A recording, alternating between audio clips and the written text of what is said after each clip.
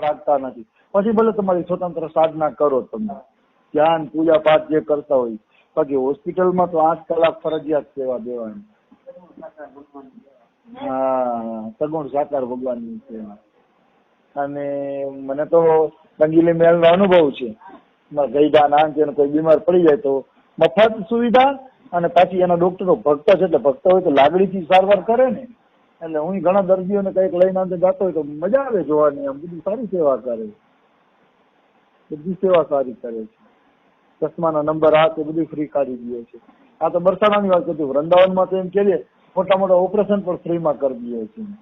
જેને જે સંતે નિયમ લીધો હોય તમારા વ્રજની બહાર નથી જવું, એના માટે મોટા મોટા ઓપરેશન પણ અહીંયા ફ્રીમાં કરી દે છે.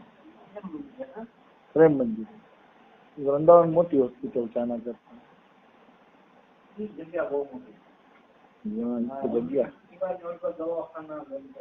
જગ્યા હશે 100-150 વીઘા ઉપર હશે, નહીં 100-150 વીઘા ઉપર. 100 વીઘા ખાલી મને લાગે પ્રેમ મંદિર જ હશે. કેવડું મોટું છે.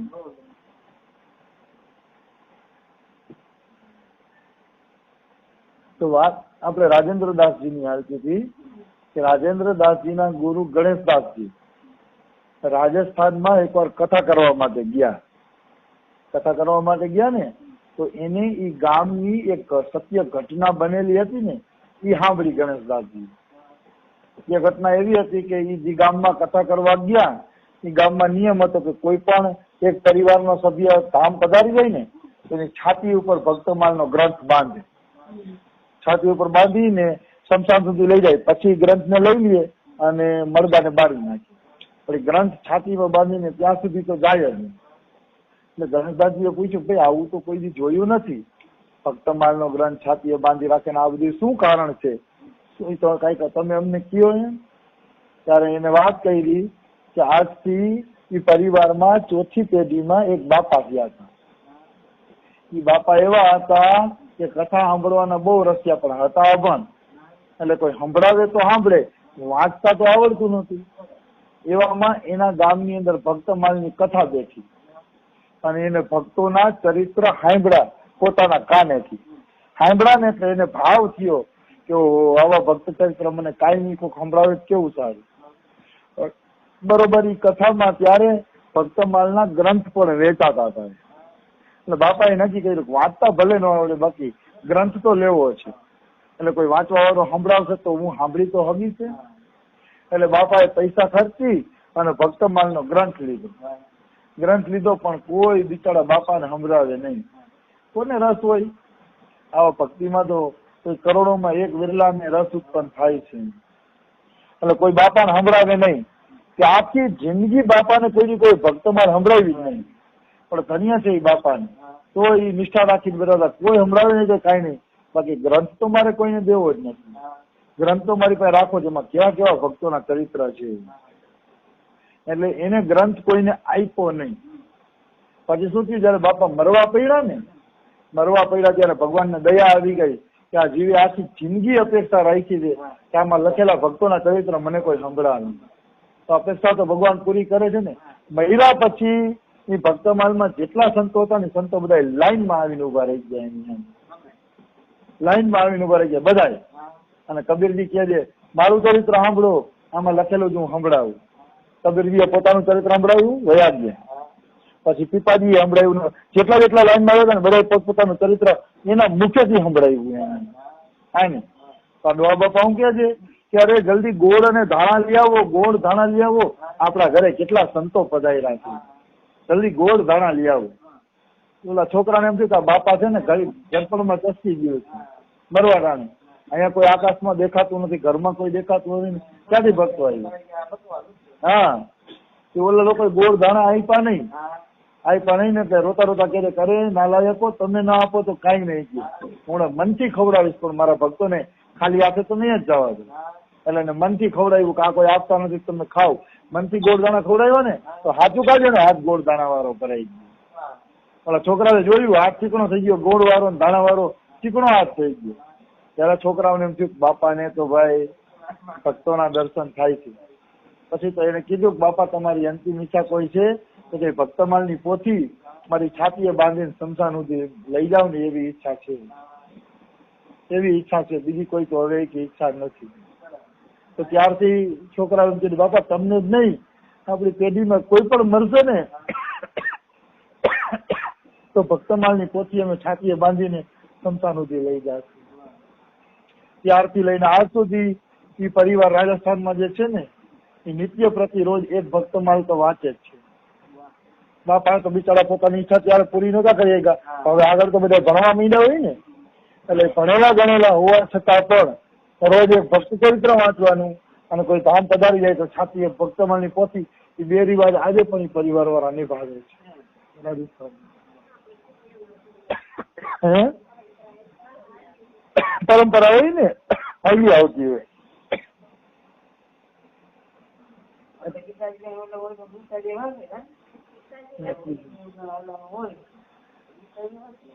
જરૂર વાંચવી જોઈએ.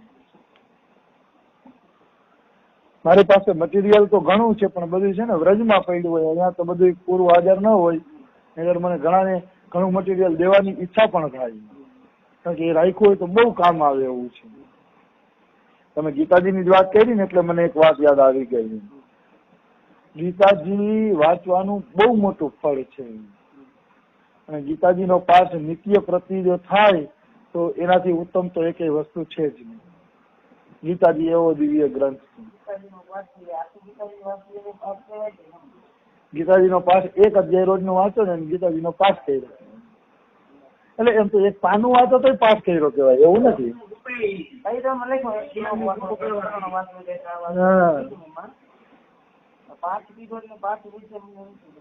ગીતાજીનો પાઠમાં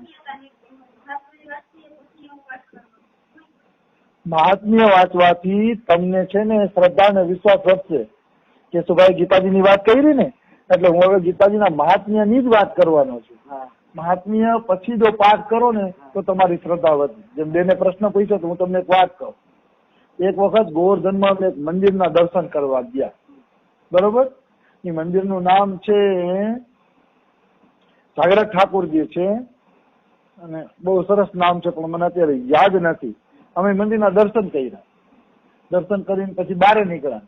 પછી અમે કીધું ભગતજી આપણે જે મંદિરના દર્શન કર્યા એની કથા તો સંભળાવો કે એની કથા શું છે. એટલે પછી ભગતજીએ કથા સંભળાવી.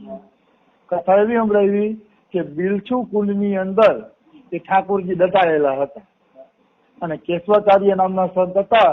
કેશવાચાર્યને કીધું ભગવાને કે હું બિલછુ કુંડની અંદર દટાયેલો છું, ત્યાંથી મને પ્રગટ કરો, પ્રગટ કરીને મારી સેવા પૂજાની વ્યવસ્થા કરો ગોવર્ધનની અંદર. હરદેવજી, જો ઠાકોરજીનું નામ હરદેવજી, તો કે પ્રગટ કરો મને. તો એને કેશવાચાર્ય બિલછુ કુંડ વ્રજવાસીઓને લઈને ખોઈદો તેમાંથી હાચું કાઢ ઠાકોરજી નીકળ્યા. દ્વારકાધીશ જેવા સરસ મજાની. તો એ જ ઠાકોરજીનું મંદિર અહીંયા એને પધરામણી કરેલી છે. ત્યારે અમને ખબર પડી કે જાગ્રત ઠાકોર છે, તો કોઈ મૂર્તિ બેહાડેલી નથી. તો દર્શન કરવા ગયા ત્યારે એટલો ભાવ ન થયો, કારણ કે મહિમા નહોતી આવી ગઈ.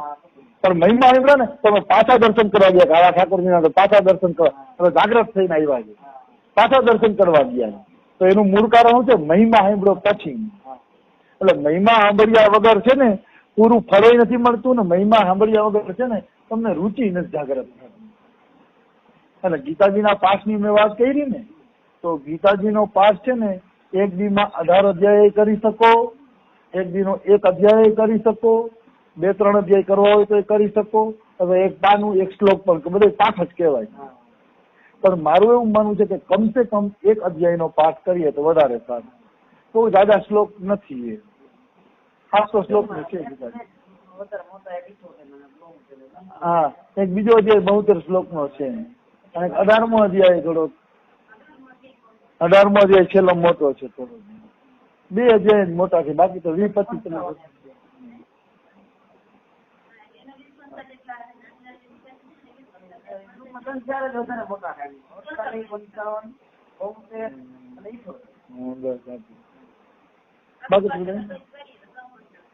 હા, એટલે 1 અધ્યાયનો કમસે કમ પાઠ કરવો છે. હવે હું તમને 1 અધ્યાયની મહિમા સંભળાવીશ તમને, 1-2 અધ્યાયની, એટલે તમને ખ્યાલ આવે કે મહિમા વાંચવાની છે ને ગીતા વાંચવાનો જુસ્સો આવે આપણે કે ના ગીતાજી વાંચીએ.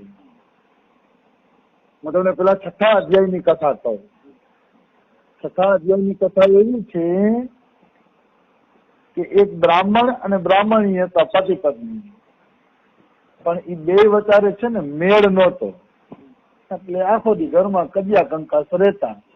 નાની નાની વાતમાં ઝઘડો, નાની નાની વાતમાં કજિયા કંકાસ ને એવું બધું રહેતું. સુખી નહોતા બે જણા. એટલે ઓલું ડોંગરેજી મહારાજ કહે છે ને કે વેર અને વાસના આ બે અંદર રહી ગઈ તો એ આગલા જન્મમાં પણ ભેગી જ આવે છે. શરીર ભેગું નથી આવતું, એ તો બળી જાય છે. આપણા મનની અંદર જે સ્થિતિમાં જે સંસ્કાર જમા થઈ ગયા એ ભેગા આવે છે. દાખલા તરીકે આપણે જૂના જમાનામાં ગોલ સીડી આવતી ને, તો સીડીમાં જે રેકર્ડ થઈ ગયું એ તો તમે ગમે સીડીમાં બદલાવ તો એ જ વાગવાનું જે રેકર્ડ થઈ ગયું. સીડી ભલે બદલે પણ ઓલી કેસેટમાં રેકર્ડ જોયું એ બદલશે નહીં. એમાં એ જાય, એ ભૂમાય ત્યારે જાય, ત્યાં સુધી ન જાય. એવી રીતે મનુષ્યનું શરીર, ચાહે કૂતરાનું હોય, બિલાડાનું હોય કે સાપનું હોય, બીછુનું, કોઈ પણ શરીર બદલાવી લ્યો, એ મનની સીડીમાં જે સંસ્કાર જમા થઈ ગયા છે ને એ તમારા કાયમી ભેગા આવશે. આ મનોવિજ્ઞાન છે આધ્યાત્મિક જગતનું. અને એક મનુષ્ય જન્મ જ એવો છે કે જેમાં તમે ભગવાનનું નામ, કથા, કીર્તન ને ચિંતન દ્વારા એ સંસ્કારને ભૂસી નવી સીડીમાં નવું ભરી શકો છો. બીજામાં એ સુવિધા નથી પાછી. આમાં ડિલીટ કરી શકાય છે. જો મનુષ્ય જન્મમાં ડિલીટ ન કર્યું તો 84 લાખીઓનીમાં તમારી સીડી વાઈગે રાખશે ને ભેગી આવશે, ક્યાંય સુધી તમને એ પછી હેરાન કરી રાખશે. એક મનુષ્ય જન્મ જ એવો છે કે જેમાં આપણે આપણા સંસ્કારને ભૂસી શકીએ છીએ, પછી બીજામાં ભૂસી શકાતા નથી. આવી વસ્તુ છે. તો એ પતિ પત્ની બ્રાહ્મણ બ્રાહ્મણી હતા ને એને વેર રહી ગયું અને બેયના પ્રાણ છૂટી ગયા ને બેયનું જે વેરઝેર હતું એ તો રહી ગયું નહીં. તો બીજા જન્મમાં ઓલો પતિ છે ને એ બાજ બની અને ઓલી પત્ની બ્રાહ્મણી હતી ને સમળી બની. તો બાજ ને સમળી બન્યા ને તો અહીંયા ઝઘડા ચાલુ હતા, બે જણા વિરોધ ચાલુ જ હતો. કારણ કે ઓલું વેર અને વાસના ભેગી હતી તો જવાની નથી. અને ત્યાં પણ એ બે જણા બાઈજે રાખી. તો એક વખત એવું બન્યું કે બે જણાને ગુસ્સો ચડ્યો ને આકાશમાં બાજવા માંડ્યા, એકબીજાને ચાચું મારવા માંડ્યા, આકાશ ઉપર લડાઈ ચાલુ કરી દીધી. એ બે જણા ઘાયલ થઈ ગયા તો પૃથ્વી ઉપર પડ્યા. પૃથ્વી ઉપર પડ્યા ને તો એક મનુષ્યની હાડપિંજર હતું, મનુષ્યનું હાડપિંજર. એ હાડપિંજર ની અંદર બે જણા પડ્યા અને પ્રાણ છોડી દીધા. હાડપિંજરમાં પડી તેના પ્રાણ છૂટી ગયા ને તો પેલા તો યમના દૂત આવ્યા ને એને બાંધી લીધા. બાંધીને કહે હજી તો આને કેટલાય જન્મ લેવાના છે કે હજી આનું વેરઝેર પૂરું નથી હોય કે આને કે મારી નિયમપુરીમાં લઈ જાવ. તરી તો એ વાતું કરતા હતા, બાંધી લીધા, તૈયારી કરતા હતા તો ભગવાનના દૂત આવ્યા, આવીને બેને છોડાવી લીધા. એટલે યમરાજાના દૂત કહે કેમ આને છોડાવી લીધા, આ તો પાપી છે. હજી બે જણાનું વેર પણ ભૂલ્યા નથી કે કેટલી પાપ ભગવાનનું બાકી છે, કેમ છોડાવી લીધા. ત્યારે ઓલા ભગવાનના દૂતો એમ કહે કે પાપી હતા પણ હવે પાપી છે નહીં. હા તો કે કેમ, તો કે આ સંતના હાડપિંજરમાં પડ્યા ને એટલે એના બધા પાપ ધોવાઈ ગયા છે. હવે એ ભગવાનના ધામના અધિકારી બની ગયા છે. કારણ કે સંત જે મરેલા હતા ને એનું હાડપિંજર પડ્યું હતું ને એમાં એનું શરીર પડ્યું તો સંતના હાડકાનો સ્પર્શ થાય છે તો જીવને ભગવાનનું ધામ મળી જાય છે. તો ઓલા યમના દૂતો હજી એક પ્રશ્ન કરે છે કે ભાઈ આ સંતના હાડકાના સ્પર્શથી આનો ઉદ્ધાર થઈ ગયો, એ તો આનો સમજાય એવી વાત છે કે સંતોના દર્શનથી, સ્પર્શથી, બધાથી ઉદ્ધાર થાય છે. એટલે એ તો સમજાય છે, પણ અમને એ તો કયો કે આ સંતે એવું શું પુણ્ય કર્યું છે કે એના હાડકાનો એવો પ્રભાવ છે, એનું પુણ્ય શું હતું. ત્યારે ભગવાનના દૂતો કહે છે કે આ કઈ પુણ્ય નથી કર્યું, આખી જિંદગી ગીતાજીના 6થા અધ્યાયનો પાઠ કર્યો છે, આટલું જ પુણ્ય ખાલી.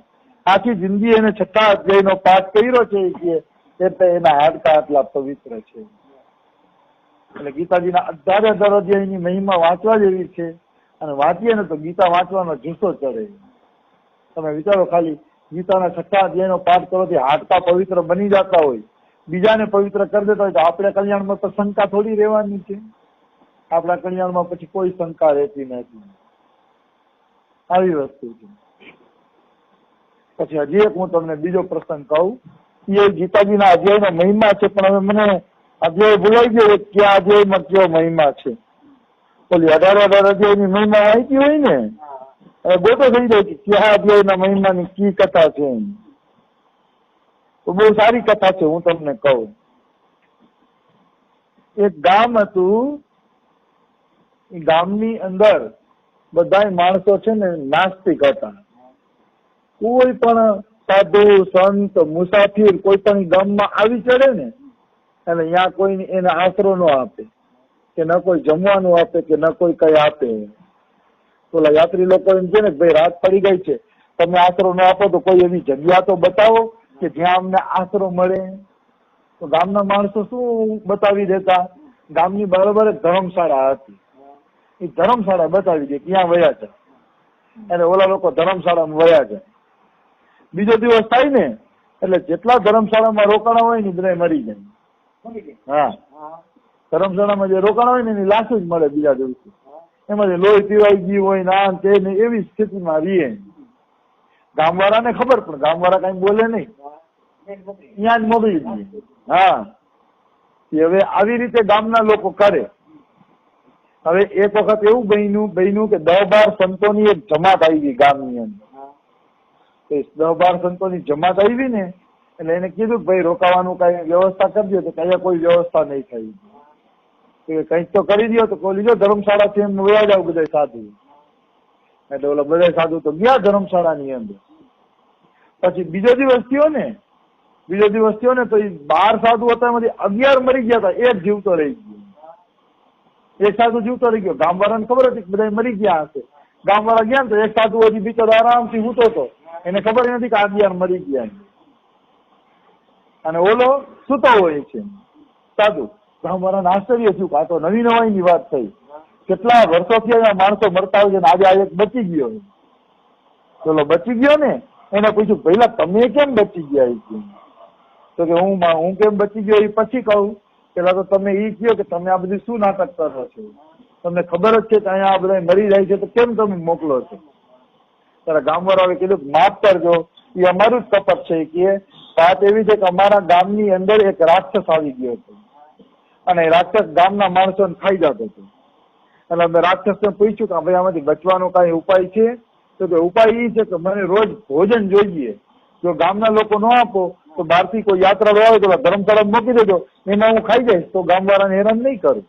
એટલે ગામના લોકો એક થઈ ગયા, અજાય નો આવે ત્યાં જાળા દેવાનું. હા જી હોય, એટલે આપડે ગામની વારી નો આવે. તો કે મહારાજ આમ કરીને અમે કેટલાય લોકોને મારી નાખ્યા, કેટલાય લોકોના પ્રાણ લીધા, તો તમે બચી ગયા એનું આશ્ચર્ય છે. તમે કેમ બચી ગયા? ત્યારે ઓલો એમ કે હું એટલે બચી ગયો કારણ કે હું ગીતાજીના 12મા અધ્યાયનો રોજ પાઠ કરતો હતો. ઓલા ભૂત જયારે રાતે ખાવા આવ્યું ને ત્યારે હું 12મા અધ્યાયનો પાઠ કરતો હતો, એટલે ઓલા 11 ખાઈને એવું ગયું, પણ મને ખાઈ આવી ગયું નહીં. આવું ગીતાજીનો મહિમા છે કે ગીતાજીનો પાઠ કરતા હોય તો ભૂત પ્રેત આ તે એ પણ આપણી ઉપર હુમલો કરી શકતું નથી. આ બધી સત્ય ઘટનાઓ છે. તમે નહીં માનો, અમારે તો બરસાનામાં નથી અમે કોઈ નિવેદ કરતા કે નથી કોઈ સુરાપુરાનું કરતા, નથી કઈ એક રાધા કૃષ્ણની ભક્તિ કરીએ છીએ. નથી અમને કોઈ દેવી દેવતા નડતા, નથી કોઈ ભૂત પ્રેત નડતા, કોઈ વસ્તુ અમને નડતું નથી હજુ. હું એટલા માટે કઉ છું કે તમે દેવી દેવતાના નિવેદ કરો છો એ તો કરજો, એ કરવાના છે, એવું નથી છોડી દેવાના છે.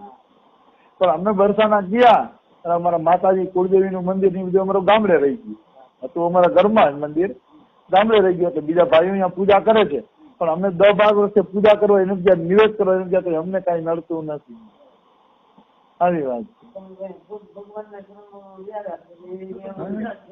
અને દેવી દેવતા ભગવાનનું સ્વરૂપ છે, એવી વાત છે.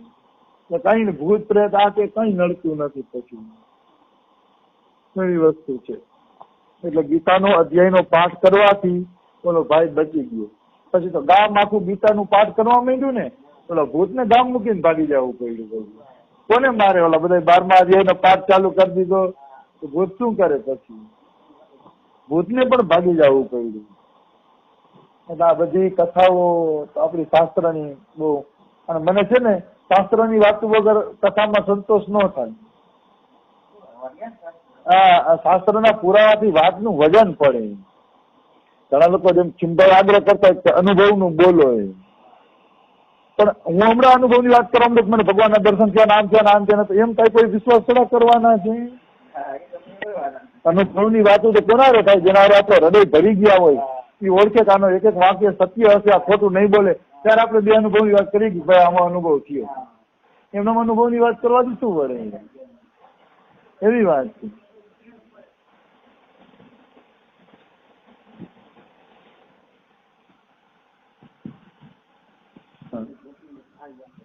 હા, તમે વાંચી હશે, આજે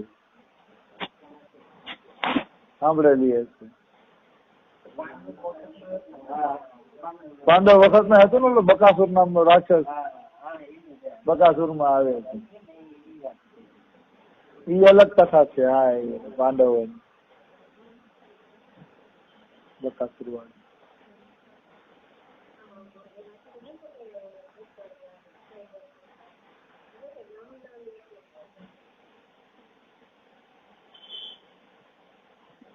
બકાસુર ની વાત આવી એટલે એક વાત સરસ હું કરીશ તમને.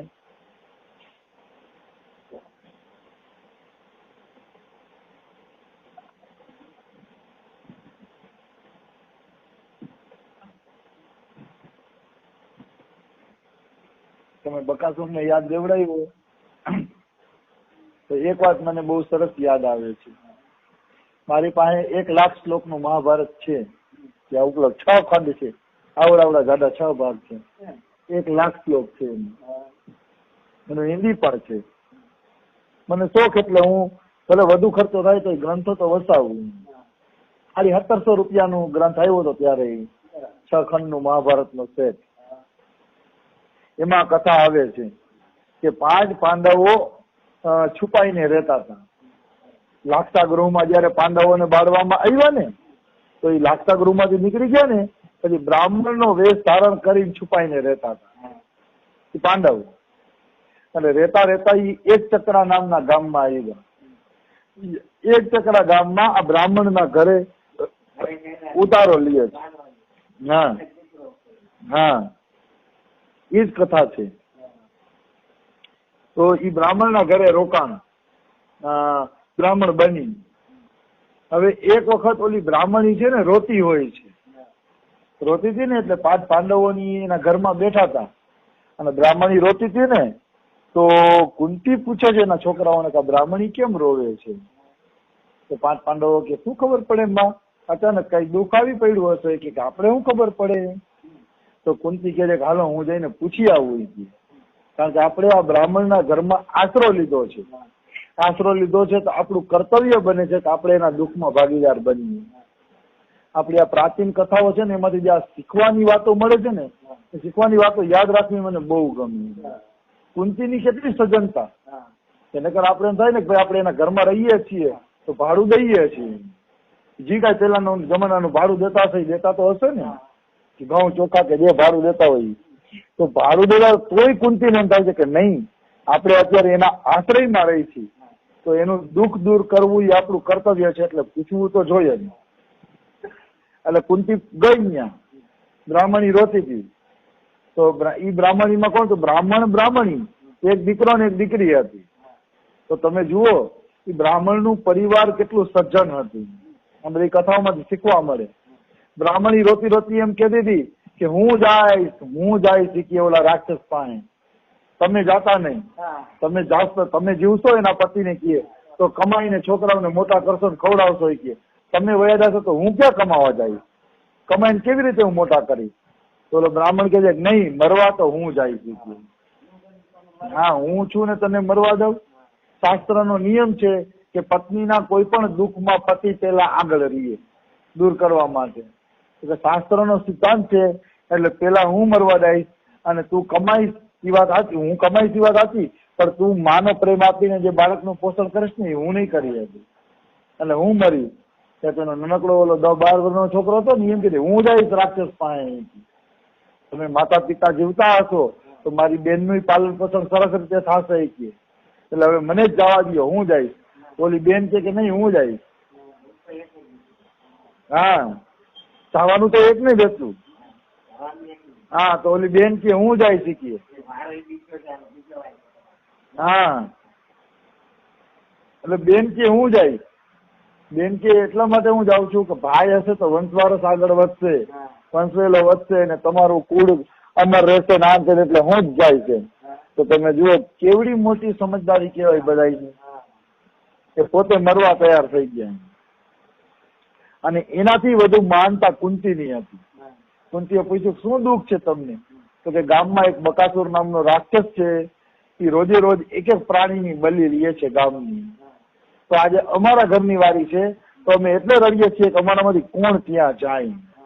ગાડું એક સામાન લઈ જવાનું અને એક બલિ લઈ જવાની. તો ધન્ય છે કુંતીને, કેટલું કેટલું આમાંથી શીખવા મળે. કુંતીને ધન્ય છે અને ધન્ય છે કુંતીના દીકરાઓને પણ, કે કુંતી નિર્ણય કરે એટલે પછી એમાં પાછળ પૂછવાનું નહીં કે માં આવો નિર્ણય કેમ કર્યો.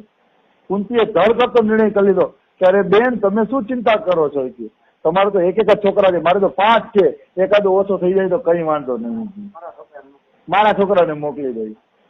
તો કુંતીને ધન્યવાદ અને છોકરાઓને ધન્યવાદ ને કે એને કહી દીધું, તમે કહી દીધું એટલે અમે ચાલતી એમ ભીમ ગયા એમ. કેટલી બધી એની સ્થિતિ ઊંચી કહેવાય.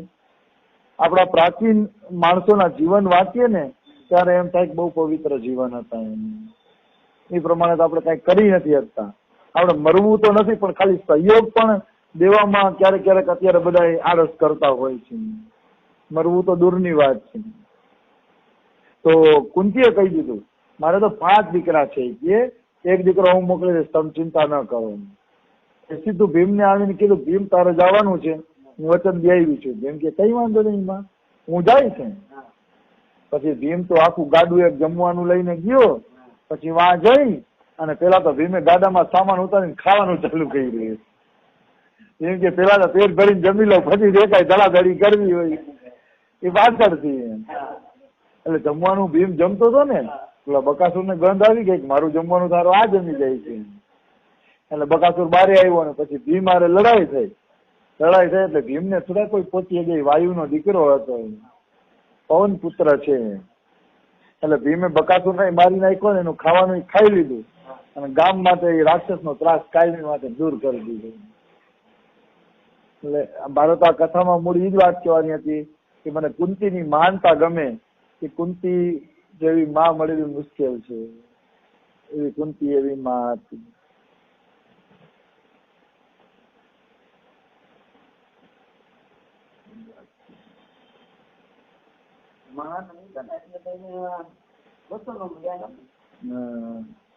એ બધા પાત્રો મહાન જ હતા.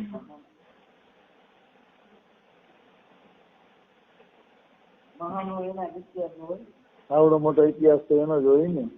1 લાખ શ્લોકમાં વેદ્યાસ જે પાંડવોનો ઇતિહાસ લખ્યો, મહાનતા વગર થોડો એવડો મોટો ઇતિહાસ લખાય છે. વેદ્યાસ ને લખાય છે. હા એ ગણેશજી જ લખી ગયું.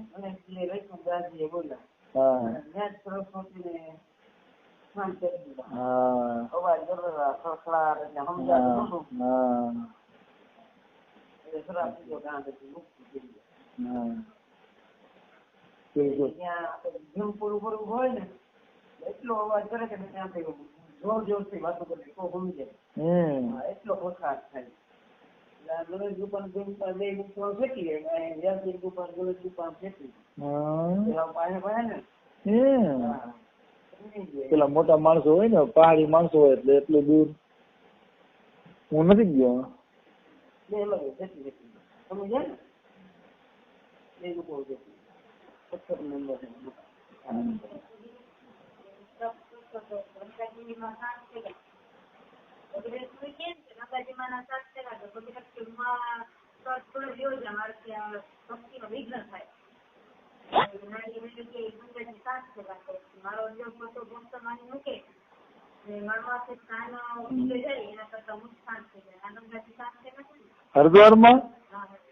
હરિદ્વારમાં એક જગ્યા એવી છે, તો અમે હરિદ્વાર ગયા હતા, પણ હવે અત્યારે સ્પષ્ટ યાદ નથી, પણ સાચું છે. હતું ને હરિદ્વારમાં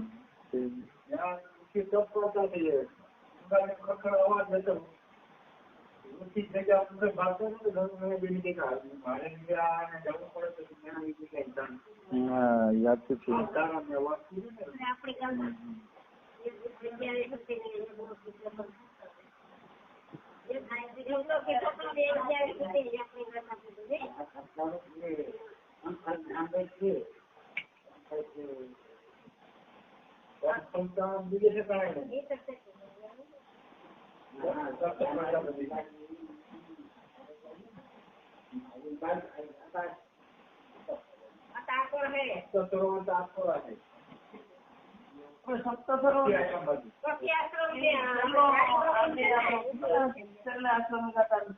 આપડે યોગ નો કર્યો ફરાળ કર્યો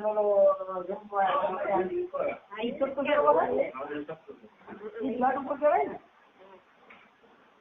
આ પણ બધા અહીંયા ગાતા બાપુ ભેગો હતો ને ત્યાં યોગ નો કેટલો બધા અહીંયા બનાયા કેટલું તમે ગાતા ને અહીં તમે ગાતા યોગ નો કર્યો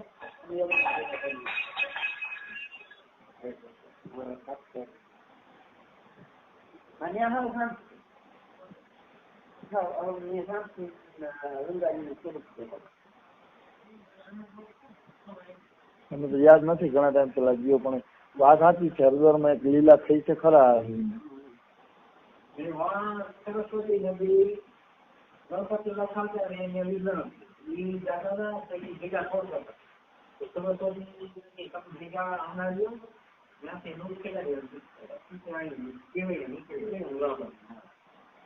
થોડા બધું છે. બાકી પછી અલખનંદ આવે ને તે નદી ભેળી થઈ જાય. સરસ્વતી લુપ્ત થઈ નદી પાણી આવે પણ દેખાય ને સીધી પાતા હોય છે.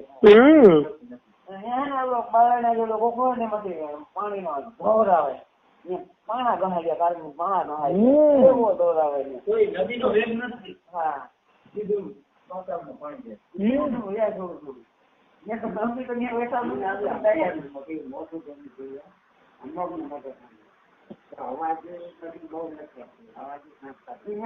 નીકળે ને એટલું જવાય પછી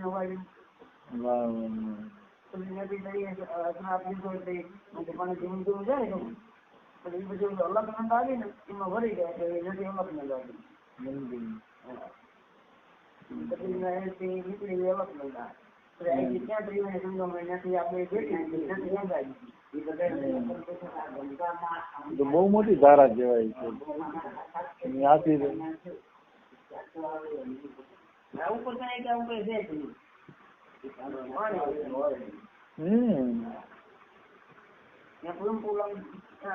દિવાળ છે એટલે જ પાણી એટલો અવાજ થાય ને કે આપણે જોર જોરથી વાતો કરી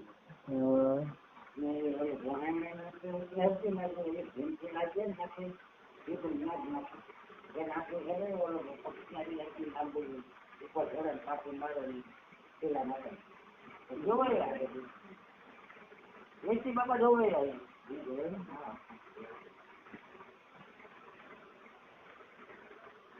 બિલકુલ બિલકુલ ગૌમતી ઉતાર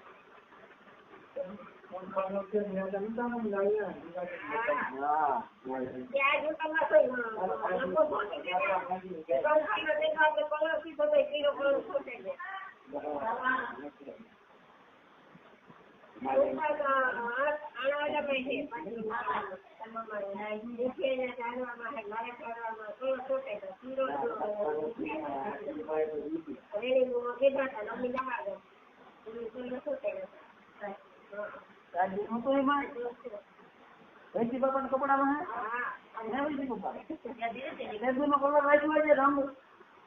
તમારા કપડામાં